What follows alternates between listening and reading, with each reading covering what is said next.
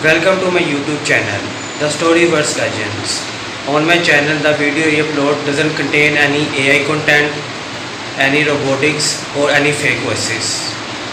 So, without any wasting of time, let's go to the video. Los Angeles never truly slept, but inside Rachel Green's one-bedroom apartment on the 12th floor, everything was unusually still. Rachel had spent the evening finishing a graphic design project for a new client. The deadline had kept her glued to her laptop until nearly 1 in the morning. Exhausted, she shut the computer, stretched her sore shoulders, and promised herself she would finally get a full night's sleep. By 3:30 a.m., the apartment was silent except for the soft hum of the air conditioner. Then the digital clock on her nightstand changed. 3:33 a.m. At that exact second, her cell phone rang. The sound shattered the silence. Rachel frowned, squinting at the bright screen. The number displayed only unknown caller. She hesitated. No one she knew would call at this hour. After several rings, curiosity got the better of her. She answered, "Hello." For a moment, nothing but faint static greeted her. Then a woman's voice whispered through the speaker. "Rachel, don't hang up." The voice sounded strangely familiar. Too familiar. Rachel sat upright in bed. "Who is this?" "You already know." "I don't." "Yes," the woman replied quietly. "If this is some kind of prank, it isn't." The interruption came so quickly it caught her off guard.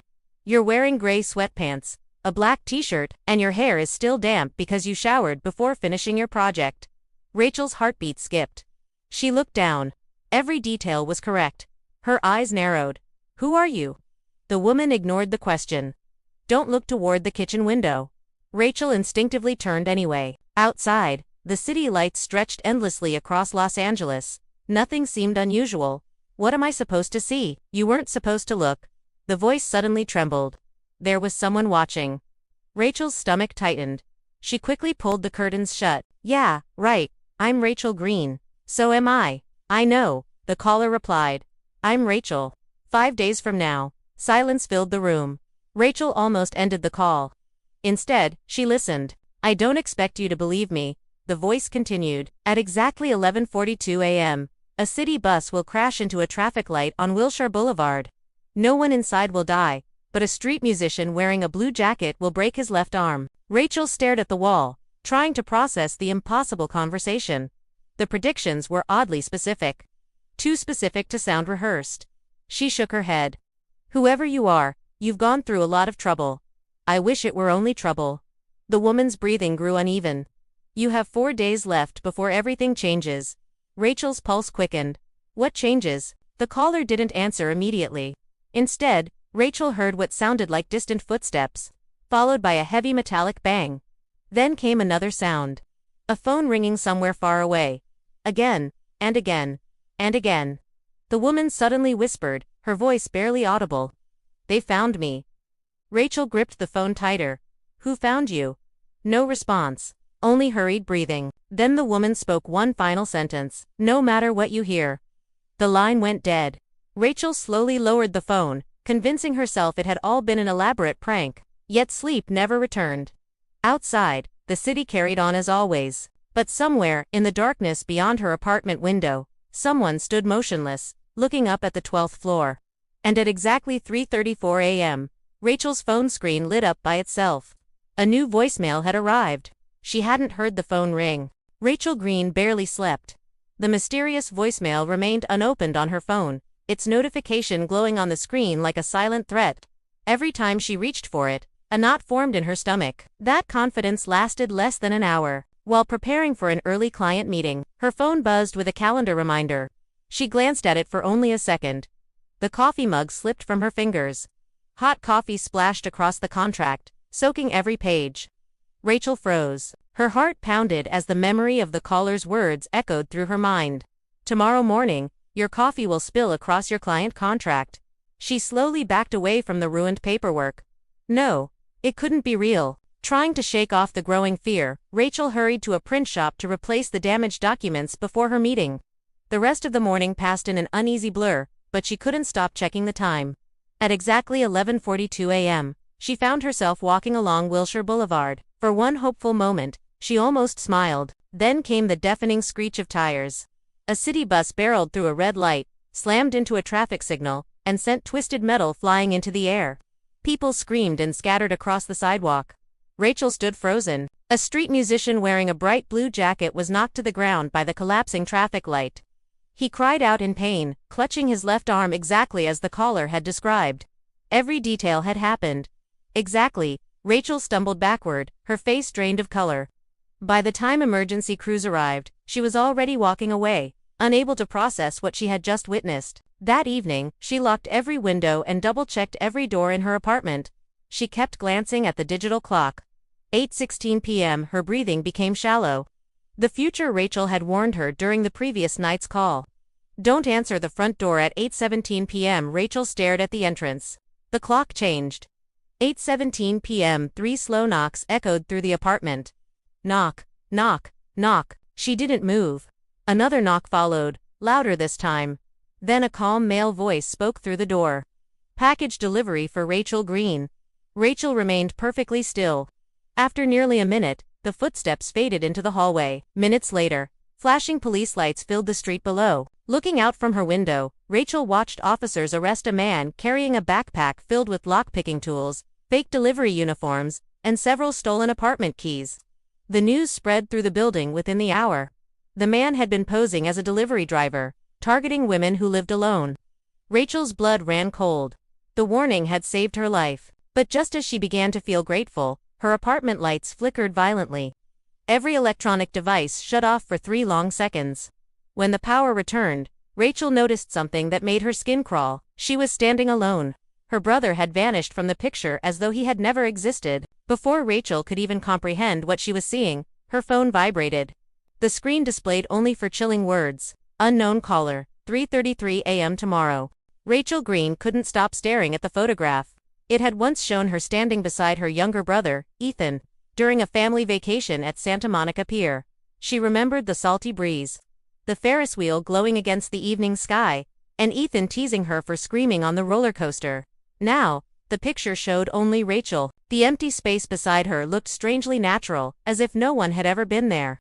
With trembling hands, she grabbed her phone and called Ethan. The automated voice answered immediately.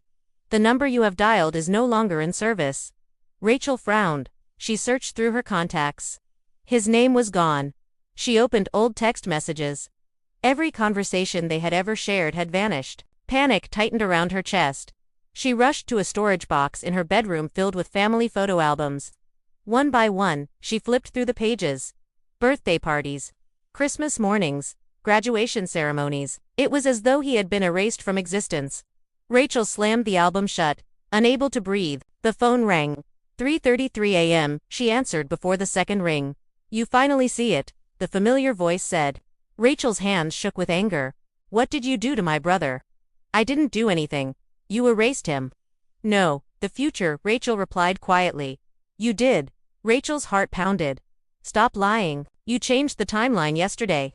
Every choice has a cost. You prevented one future. A long silence followed. Go to the Los Angeles Public Library when it opens. The library. She heard something strange. Voices. Dozens of them. Each one sounded exactly like Rachel. Some cried, some screamed, some begged for help. Others laughed hysterically. The overlapping voices became so loud they nearly drowned out the caller. They're running out of time, future Rachel whispered. Who are they? Us. The line filled with violent static before disconnecting. The next morning, Rachel drove downtown, unable to ignore the instructions. Inside the library's historical archives, she spent hours searching through newspapers and city records until one brittle article caught her attention. Telephone exchange destroyed in mysterious FIRE, 1984, according to the article. An abandoned switching station beneath Los Angeles had erupted in flames after an unexplained electrical surge. 32 operators had died. The strangest detail appeared near the bottom of the page. Survivors claimed the telephones continued ringing for nearly 3 weeks after the building had burned to the ground. Many firefighters refused to answer them. Those who did were later hospitalized after insisting they had spoken to themselves. Rachel's pulse quickened. She copied every document she could find before leaving the library. As she stepped into the afternoon sunlight, her phone buzzed. A notification appeared from her apartment's security camera. Motion detected. Rachel opened the live feed. Someone was standing inside her living room. The woman slowly turned toward the camera. She had Rachel's face, Rachel's eyes, Rachel's clothes. The duplicate smiled directly into the lens. Then, without moving her lips, the speaker on Rachel's phone crackled to life. They're no longer 5 days away. The screen went black. Rachel's heart hammered against her ribs as she raced back to her apartment building. Every traffic light felt like an eternity, and every passing minute tightened the knot of fear in her stomach. She couldn't stop replaying the security footage in her mind. The woman in her apartment hadn't merely resembled her, she was her. When Rachel finally reached the 12th floor, she cautiously unlocked her front door. Silence. The apartment looked exactly as she had left it. The couch was untouched. The kitchen lights were off. Her laptop still rested on the dining table beside the ruined coffee-stained contract. No sign of anyone. She slowly walked through every room, checking closets, beneath the bed, and even behind the shower curtain. Nothing, yet she couldn't shake the feeling that someone was watching her. Then she noticed it. The bathroom mirror. Written across the fogged glass were 5 words. "Stop answering the calls." Rachel stared at the message in disbelief. Before she could touch the mirror, the letters slowly melted away, disappearing as if they had never been there. A cold chill swept through the apartment. Her phone vibrated. Not a call. A text message from an unknown number. "You're already too late." Attached was a single image. It showed the entrance to an abandoned underground building beneath downtown Los Angeles. Rachel recognized the address immediately. It was the location of the old Westbrook telephone exchange. Without wasting another second, she grabbed her flashlight, car keys, and pepper spray before driving across the city. By sunset, Rachel stood outside a rusted steel door hidden beneath an abandoned parking structure. A faded warning sign still clung to the concrete wall. City property note entry. The heavy door was already slightly open. Someone had been there recently. Rachel stepped inside. A damp stairwell descended deep beneath the streets of Los Angeles. The farther she walked, the colder the air became. The silence was overwhelming. Until a telephone rang. One sharp ring echoed through the darkness, then another. Soon dozens of telephones were ringing together. Rachel reached the bottom of the stairs and froze. The underground exchange stretched before her like a forgotten cathedral. Hundreds of antique switchboards lined the walls. Dust covered the floor, yet every indicator light glowed with an eerie amber light. Old rotary telephones rested on wooden desks. Every single one was ringing. One receiver suddenly lifted by itself. Rachel hesitated before answering. "Hello," static hissed. Then a terrified voice cried out. "Don't trust me." Rachel nearly dropped the receiver. It was her own voice. Another telephone rang. She answered it. A different Rachel screamed, "Run before she sees you."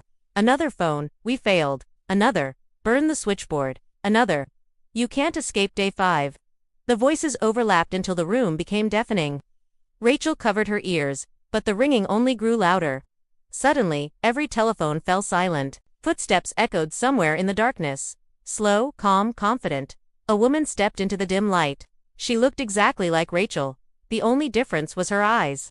They were completely black, without a trace of white. She smiled as though greeting an old friend. "You finally found me," the duplicate said. Rachel backed away. "What? Are you?" The woman tilted her head. "I'm what happens when you survive the 5th day." Rachel's blood ran cold. The duplicate glanced toward the endless rows of ringing telephones. "There were hundreds of us," she said softly. Each one answered the call. Each one tried to change the future. And each one disappeared. She took another slow step forward. "But I discovered the truth." Rachel struggled to speak. "What truth?" The duplicate's smile widened. "The future doesn't need to be changed." She pointed directly at Rachel. "It only needs a replacement." The telephones exploded into deafening rings once again. Then, from every receiver in the room, Rachel heard the exact same whisper. "She's behind you." Rachel Green spun around the instant she heard the whisper. There was no one behind her. When she turned back, the woman with the black eyes had vanished. The underground telephone exchange fell eerily silent. Hundreds of rotary phones sat motionless on their desks, their receivers hanging perfectly still. Rachel's flashlight trembled in her hand as she slowly backed toward the stairwell. Then every light inside the exchange blinked once. Darkness. A heartbeat later, the amber bulbs flickered back to life. The black-eyed Rachel was standing only a few feet away. "You can't outrun yourself," she said with an unsettling smile. Rachel bolted. She sprinted between rows of dusty switchboards as telephones began ringing again. The shrill chorus echoed through the underground chamber, making it impossible to tell where the duplicate was. Rachel, dozens of familiar voices cried from the receivers. Don't stop. She reached the stairwell and slammed the heavy steel door behind her before racing into the cool night air. She didn't look back until she reached her car. The city seemed normal. Traffic flowed through downtown Los Angeles. People laughed outside restaurants. Nothing suggested that an impossible nightmare was unfolding beneath the streets. But Rachel knew better. She drove home, locked every door, and pushed a bookshelf in front of the entrance. Every light in the apartment remained on. The digital clock slowly counted the minutes. 3:31 a.m. Rachel stared at her silent phone. 3:32 a.m. She held her breath. The screen lit up. Unknown caller, exactly 3:33 a.m., she answered. The voice on the other end no longer sounded frightened. It sounded relieved. You made it. Rachel gripped the phone tightly. No more games. Tell me how to stop this. You already did. What are you talking about? The caller sighed. I was never trying to save you. Rachel's heart sank. Every warning I gave you forced you to make a choice. Every choice reshaped reality. Every change erased another version of us until only one timeline remained. Rachel's knees weakened. You used me. I needed you to reach the exchange. And the woman with the black eyes. A long silence followed. Finally, the voice answered. She isn't hunting you. Rachel frowned. Then who is she hunting? The caller whispered a single sentence. She's hunting me. Suddenly, the apartment lights went out. The phone disconnected. In the darkness, Rachel heard footsteps. Slow, measured, coming from her bedroom. She reached for the nearest lamp, but before her fingers touched it, another voice spoke behind her. You answered every call. Rachel turned. Standing in the hallway was the black-eyed Rachel, except this time, she wasn't smiling. She looked exhausted, almost human. I've been trapped in this loop for years, the duplicate said quietly. Every 5 days, another Rachel takes my place, and I become the voice on the phone. Rachel shook her head. There has to be another way. There is. The duplicate glanced at the ringing phone lying on the floor. It ends when someone refuses to continue the cycle. The phone rang again. Neither woman moved. It rang a second time, a third. The sound became louder with each passing second, vibrating the walls of the apartment. Rachel closed her eyes. Then she picked up the phone. Without answering it, she opened the apartment window overlooking the Los Angeles skyline. With every ounce of strength she had, she hurled the phone into the darkness below. The ringing stopped. Silence swept across the apartment. The duplicate smiled a genuine smile this time. Her black eyes slowly returned to their natural color. Then her body dissolved into thousands of glowing particles that drifted into the night before disappearing forever. The clocks throughout the apartment began moving again. For the first time in 5 endless days, time flowed naturally. Weeks passed. Rachel never received another mysterious call. Life gradually returned to normal, though she never forgot what had happened beneath the city. One rainy evening, as she walked home after meeting a client, her phone buzzed with an incoming call. The screen displayed her own number. Rachel stopped beneath a flickering streetlight. The phone rang once. Then the screen suddenly went black. No voicemail, no missed call. Only her reflection staring back at her from the dark screen. This time, it smiled first. Welcome back, friends. I hope you watched the whole video and enjoyed a lot. Please show your love and support. For more videos, like, share, comment, subscribe and hit the bell icon button. Thank you.